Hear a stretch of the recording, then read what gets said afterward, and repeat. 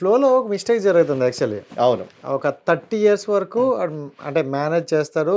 ఎక్కడో bisexual some నీడ్‌లో ఉంటారు. Correct. 30 years వచ్చాక ఇంటి వైపు నుండి వచ్చిన ప్రెజర్‌లు కావచ్చు, రిలేటివ్స్ నుంచి వచ్చే ప్రెజర్‌లు కావచ్చు, పెళ్లి చేసుకుంటారు. అవును. సో ఇష్టం లేని పెళ్ళే కష్టంగా చేసుకోవచ్చు. కరెక్ట్. కానీ చేసుకున్న తర్వాత ఆ వైఫ్‌కి అంటే వాళ్ళిద్దరికీ తెలుస్తది కాబట్టి అక్కడిదే వెళ్ళిన తర్వాత సెక్సువల్‌గా వెళ్ళిన తర్వాత అక్కడ ఫెయిల్ అవ్వడం వల్ల అసలు ఒక అమ్మాయి లైఫ్ స్పాయిల్ అవుతుంది. అవును. ఇలా చాలా మంది పెళ్ళిళ్ళు చేసుకుంటారు అని విన్నాం. అవును. సో ఎందుకు అలాంటి పెళ్ళిళ్ళు చేసుకుని ఒక లైఫ్ నాశనం చేస్తారంటారు? సో ఇక్కడ 2 విషయాలండి. ఒకటి, మీరు ఏదైతే చెప్పారో ఖచ్చితంగా ఒక అమ్మాయి జీవితం స్పాయిల్ చేయడం అనేది ఖచ్చితంగా క్రైమ్. అది నేను పూర్తిగా అంగీకరిస్తున్నాను, ఏకీభవిస్తున్నాను. రెండోది, ఇప్పుడు ఈ యొక్క క్రైమ్ కేవలం ఆ అబ్బాయి ఒక్కటే పాల్పడ్డాడు అని అంటే నేను ఏకీభవించను. ఎందుకనంటే తను ఒక అమ్మాయిని పెళ్లి చేసుకోవడానికి అది తన యొక్క నిర్ణయమే కాదు. దాంట్లో కుటుంబం ఒత్తిడి, సమాజం ఒత్తిడి, చుట్టూ ఉన్న ఫ్రెండ్స్ ఒత్తిడి, సమాజంలో ఉన్న పరిస్థితుల ఒత్తిడి, ఫ్యామిలీ మ్యారేజ్ సిస్టమ్ అనే ఒత్తిడి, ఇన్ని ఒత్తిడిలో తనని ఆ నిర్ణయం తీసుకోవడానికి ఫోర్స్ చేస్తుంది. పెళ్లి చేసుకుంటాడు. ఏదైనా కరెక్టే. ఒకటే, మనం చాలా మెమేస్లో చూసుకుంటా ఉంటాం, ఇష్టం లేని బంధువులు ఇంటికి వస్తే ఎప్పుడు వెళ్ళిపోతారా బాబు అని అనుకుంటాం. ఏ పండగకో పబ్బానికి వచ్చినప్పుడే 2 రోజులు ఉండి వెళ్ళిపోతారా అంటే అప్పుడు ఆ బెడ్రూమ్ మనదిలా ఫీల్ అవ్వలేము, ఆ బాత్రూమ్ మనదిలా కూడా ఫీల్ అవ్వలేము మన ఇంట్లోనే. అలాంటిది ఇష్టం లేని పెళ్లి, ఇష్టం లేని వ్యక్తి మనతో జీవితాంతం కలిసి ఉండాలి అని అంటే ఎలా ఉంటుంది మీరు చెప్పండి రాజేష్ గారు? ఎంత సఫకేటింగ్ గా ఉంటది, ఎంత ఇబ్బందిగా ఉంటది. ప్లస్ దీనికి తోడు ఏంటో పెళ్ళైంది కానీ వాళ్ళిద్దరి మధ్యలో అంత సఖ్యత లేదు, అలా చూస్తే అలా అనిపించట్లేదు. ఈ డైలాగ్స్ వినిపిస్తూ ఉంటాయి చుట్టుపక్కల నుంచి. ఇప్పుడు వాళ్ళ కుటుంబాల కోసం, సమాజం కోసం వాళ్ళు భార్యాభర్త లాగా బాగా కనిపించాలి, వాడు భర్త రోల్ ప్లే చేయడానికి నానా కష్టాలు పడాలి, ఎక్కడ లేనటువంటి ఆమె మీదున్న ప్రేమ, ఆమె మీద ఉన్నటువంటి అట్రాక్షన్ తెచ్చుకొని అటు అమ్మాయిని మోసం చేస్తూ కనిపించాలి, తనని తను మోసం చేసుకుంటూ కనిపించాలి, ఫ్యామిలీ కుటుంబం అందరినీ మోసం చేయాలి. ఈ ప్రయత్నంలో చాలా మానసికంగా ఇదైపోయి చాలా వ్యసనాలకు కూడా బానిస అయిపోయి చాలా మంది ఆత్మహత్యలు చేసుకోవడానికి జరుగుతూ ఉంటది. మధ్యలో సంబంధాలు ఉన్న ఈ అబ్బాయికి ఇంకొక పురుషుడితోటి అబ్బాయి గే నన్ను బలవంతంగా వాళ్ళ ఇంట్లో వాళ్ళు పెళ్లి చేశారని వీళ్ళు తన మీద కేసులు ఫైల్ చేసి 498 ఫైల్ చేసేసి చట్టంలో వెళ్ళి డివర్స్ తీసుకోవడానికి కూడా ఉంటుంది. కానీ వెరసి మళ్ళీ బయటకు వేసే నింద ఏంటంటే నా మొగుడు మగాడు కాదు, నా మొగుడు తేడాగాడు, నా మొగుడికి సంసారం చేయడానికి చేత కాదు, పనికి రాదు, ఇవన్నీ మూట కట్టుకోవాలి. కానీ ఇన్ని అవమానాలు భరించడానికి తనదొక్కటే తప్పు కాదు కదా, సమాజానికి తెలీదు, కుటుంబానికి తెలియదు, వాళ్ళందరూ పెళ్లి చేసుకోవాలి అనే ఒక ఉంది.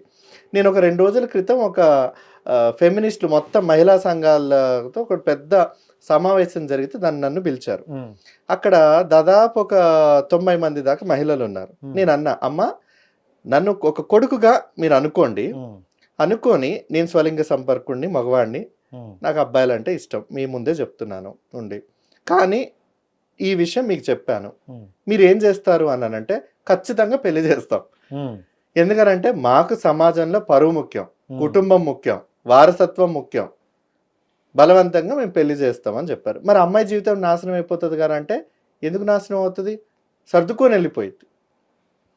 అంటే ఒక మహిళల హక్కుల కోసం పనిచేసే ఒక మహిళలు కూడా కొడుకు స్వలింగ సంపర్కుడు అని తెలిసినప్పటికీ కూడా ఇంకొక మహిళకిచ్చి పెళ్లి చేస్తే సంసారంలో సర్దుకొని పోతారులే అనే ఒక దృక్పథంతో వాళ్ళు ఉన్నారు అని అంటే ఇంకా మీరు ఆలోచించండి. ఇలాంటి పెళ్ళిళ్ళు ఫోర్స్ఫుల్గా జరిగినప్పుడు ఖచ్చితంగా అమ్మాయిలు నష్టపోతూ ఉంటారు.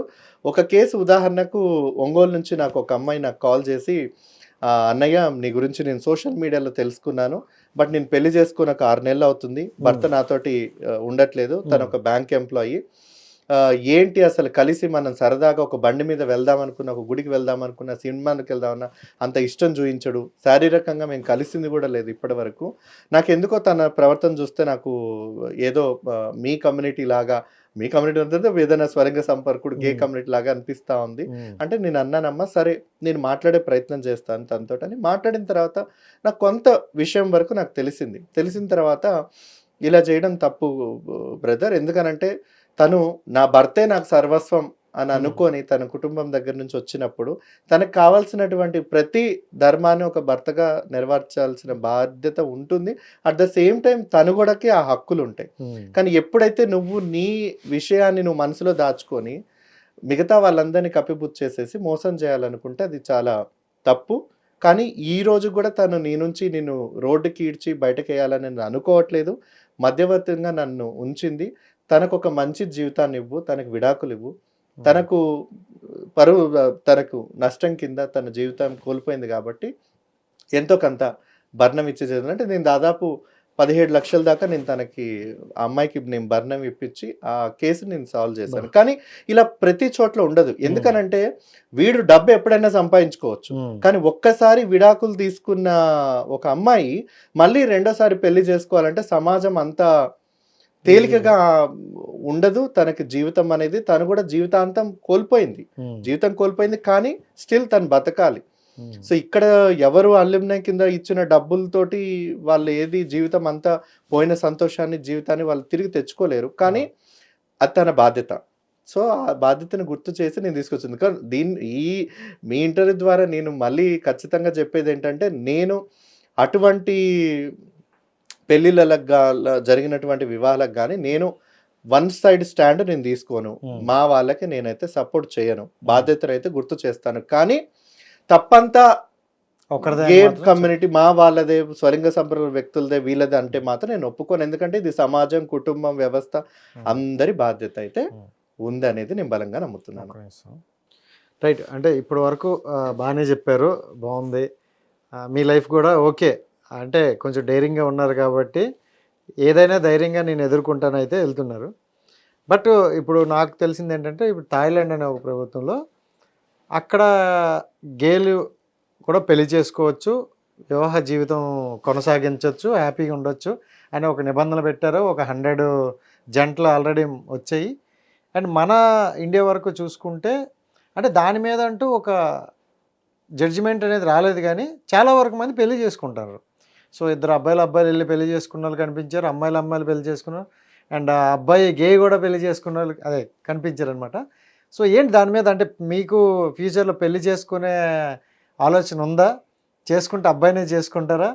ఖచ్చితంగా కదా. లేదా మళ్ళీ సమాజం కోసం అమ్మాయిని చేసుకుంటారా? లేదు, ఇప్పుడు సమాజం కోసం ఒక అమ్మాయిని చేసుకోవాలి అని అనుకున్నప్పుడు నేను మీ ఇంటర్వ్యూలో చూసి తనకెందుకు నేను 498 నా భర్త పలానా గే అని ఎవిడెన్షియల్ గా ఇవ్వడానికి అన్న అవకాశం నేను ఎందుకు ఇస్తాను?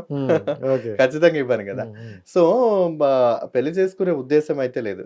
ఇప్పుడు ఉన్నటువంటి నేను ముందుకొచ్చి మాట్లాడడానికి ఒకటే కారణం, నా కుటుంబం నన్ను యాక్సెప్ట్ చేసింది, నేను యాక్సెప్ట్ చేసుకున్నాను. నా ఉద్యోగం, నా బాధ్యతలు ఏవో నేను చేసుకుంటున్నాను. నాకు ఏమీ ప్రాబ్లం లేదు. నాకు కనీసం ఏమి ప్రాబ్లం లేదు. ఎందుకంటే మీరే అనుకోవట్లేదు నన్ను ఏంటి అనేది. అలాంటప్పుడు నాకు ఇంటికి అద్దెకిచ్చినోడు అనుకుంటాడా, లేకపోతే నేను పనిచేసే చోట అనుకుంటారా? ఎవరు అనుకోరు నా గురించి ఏంటి అనేది. అలాంటప్పుడు ఇవన్నీ చేయాల్సిన అవసరం లేదు కదా.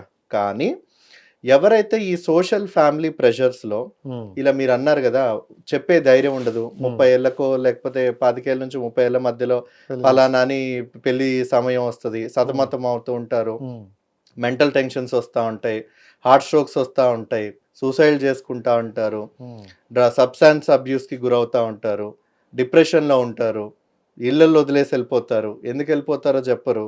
రకరకాల సమస్యలు ఉన్నాయి. ఈ సమస్యలు అనేది నా కళ్ళ ముందు నేను చూశాను. నా చుట్టుపక్కల ఉన్న నా మిత్రులు, నా స్నేహితుల మధ్యలో నేను చూశాను. మార్పు రావాలి.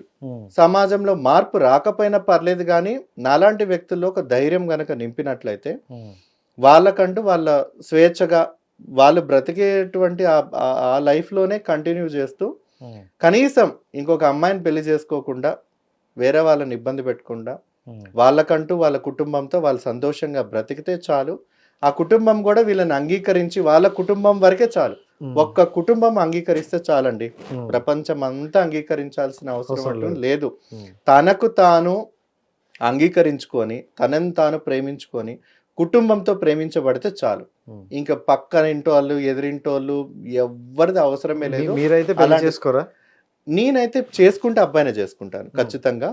మీరు ఇందాక అన్నట్టుగా థాయిలాండ్ ప్రభుత్వమే కాదు, తైవాన్ కానీ, తర్వాత థాయిలాండ్ కానీ, సౌత్ ఏషియాలో చాలా వరకు కూడా స్వలింగ సంపర్కుల వివాహాలని వాళ్ళందరూ లీగలైజ్ చేశారు. ఇప్పుడు దాదాపు 180 జంటల దాకా కూడా వివాహ కార్యక్రమం జరుగుతూ ఉంది. దానికి ఆ థాయిలాండ్ దేశ ప్రధానే గెస్ట్ గా కూడా వెళ్తూ ఉన్నారు. సో ఎప్పుడైతే మనకు సుప్రీంకోర్టులో సేమ్ సెక్స్ మ్యారేజెస్ పిటిషన్ ఏదైతే గత సంవత్సరంలో వెళ్ళిందో, అక్కడ డాక్టర్ డివై చంద్రచూడ్ గారి ఆధ్వర్యంలో ఉన్నటువంటి పెద్ద ధర్మాసనం వచ్చింది ఏంటి అని అంటే, స్వలింగ సంపర్క వివాహాలు అనేది మన భారతీయ సంస్కృతి సాంప్రదాయంలో ఇప్పుడు ఉన్నటువంటి చట్టాలు, మ్యారేజ్ యాక్ట్స్ ప్రకారం వీటిని కన్సిడర్ చేయడం చాలా కష్టము. ఎందుకనంటే భారతీయ సమాజంలో అతిపెద్దది కుటుంబ వ్యవస్థ. ఆ కుటుంబ వ్యవస్థ ఎలా ఉంటది? అమ్మ, నాన్న, పిల్లలు, భార్య, భర్త, పిల్లలు, నానమ్మ, అమ్మమ్మ, ఇదంతా ఒక కుటుంబ వ్యవస్థ. ఈ కుటుంబ వ్యవస్థతోటే ప్రతి ఒక్క మనిషి బంధాలన్నీ లింక్ అయ్యి ఉన్నాయి. ఇప్పుడు ఇద్దరు మగవాళ్ళు గనక పెళ్లి చేసుకున్నట్లయితే అందులో భార్య ఎవరు, భర్త ఎవరు, విడిపోవాలనుకుంటే భర్త భార్య నుంచి భరణం తీసుకున్నట్టుగా, లేదా భార్య భర్త నుంచి భరణం తీసుకున్నట్టుగా ఇక్కడ వీళ్ళిద్దరిలో ఎవరు తీసుకోవాలి, ఎవరి నుంచి తీసుకోవాలి, ఇవన్నీ లీగల్ కాంప్లికేషన్స్ చాలా వరకు ఉన్నాయి. అమ్మ అని ఎవరిని పిలుస్తారు, నాన్న అని ఎవరిని పిలుస్తారు, ఇద్దరు అమ్మాయిలైనా ఇద్దరు అబ్బాయిలైనా, ఇలా చాలా వరకు ఫ్యామిలీ సిస్టమ్కి సంబంధించిన ఉన్నాయి. అవన్నీ కూడా భారతీయ సాలిసిటర్ జనరల్ క్వశ్చన్ చేశారు. సో ఈ విషయాన్ని పార్లమెంట్కి వదిలేసేయండి, మేము సుదీర్ఘంగా చర్చించి ఏది వీళ్ళకి ముఖ్యమో మేము అది చేస్తాము. అప్పటి వరకు ఇద్దరు ఆడవాళ్ళు, ఇద్దరు మగవాళ్ళు, ఎల్జిబిటీ వ్యక్తులు, స్వలింగ సంపర్కులు వాళ్ళ లైఫ్ పార్ట్నర్ తోటి వాళ్ళు కలిసి ఉండి వాళ్ళు నచ్చినట్టుగా వాళ్ళు సెలబ్రేషన్ చేసుకుంటే మాకు ఎటువంటి అభ్యంతరం లేదు.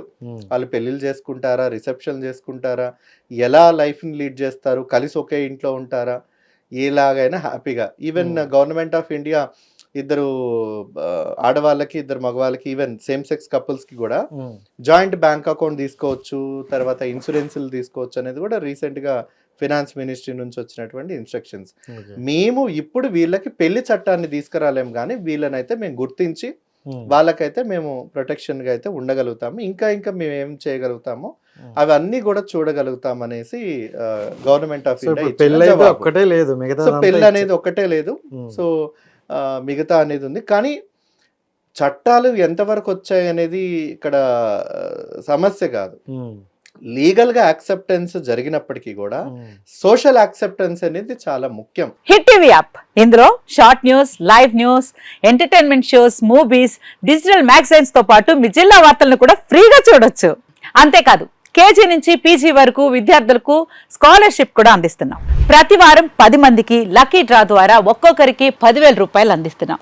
ఇంకెందుకు ఆలస్యం, వెంటనే హిట్ టీవీ యాప్ ని డౌన్లోడ్ చేసుకుని ఫ్రీగా ఎంటర్టైన్మెంట్ పొందండి. Hit TV app, hit TV app, please download hit TV app. Hit TV app ని ఫ్రీగా డౌన్లోడ్ చేసుకుని ఎంజాయ్ చేయండి. మీకు నచ్చిన ఎంటర్టైన్మెంట్ కోసం హిట్ టీవీ యాప్ ని ఫ్రీగా డౌన్లోడ్ చేసుకుని ఎంజాయ్ చేయండి. హిట్ టీవీ యాప్ ని డౌన్లోడ్ చేసుకుని ఆస్వాదించండి, ఆశీర్వదించండి. ఇంతమంది సెలబ్రిటీలు హిట్ టీవీ యాప్ ని డౌన్లోడ్ చేసుకోండి అని చెప్తున్నారంటే ఎంత మంచి యాప్ ఆలోచించండి. అమెరికా అమెరికా అమెరికా అమెరికాలో చదవాలనుకునే వాళ్ళకి విశ్వసనీయమైన పేరు మన శౌర్య కన్సల్టెన్సీ. UK లో 1 year masters, UK లో 1 year masters, 2 years work permit up to 5 years visa. Contact Saurya Consultancy.